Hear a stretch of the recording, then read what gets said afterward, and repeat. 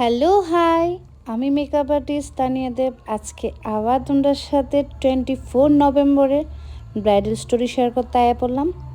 তো আজকে তোমাদের সঙ্গে আমি আমার 3টা ব্রাইডাল স্টোরি শেয়ার করুম। তো আমার ফার্স্ট লোকেশন আসলো কোলায়।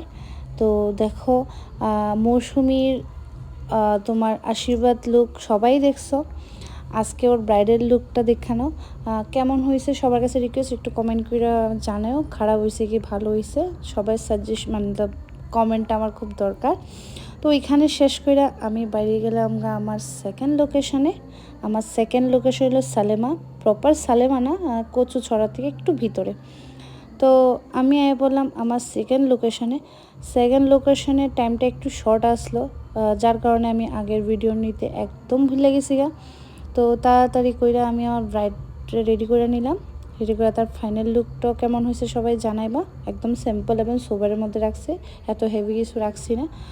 আর ওইখানে শেষ করে এখন আমি যাবো দেবীছড়া। আর রাস্তার মধ্যে এত ঠান্ডা পড়ছে ওই দিন, এত কুয়াশা, মানে তোমরা তো দেখতেই পারতেছো। তো আমি গেলাম আমার থার্ড লোকেশনে গিয়ে আমি ব্রাইডালের শাড়ি পরাইয়া বসাই দিলাম। এবং থার্ড ব্রাইডাল খুবই চঞ্চল, ঠিক আছে, তোমরা নিজে দেখলেই বুঝতে পারবে। তো আবার এই চঞ্চল ব্রাইডরে রেডি করাইলাম। কেমন লাগছে সবাই কইবা আমার কমেন্টে। তো এখানে কাজ শেষ করে আমি ব্যাক করলাম বাড়িতে। যা যা ভিডিও ভালো লাগবো সবাই কিন্তু লাইক কমেন্ট করতে একদমই ভুলবা না।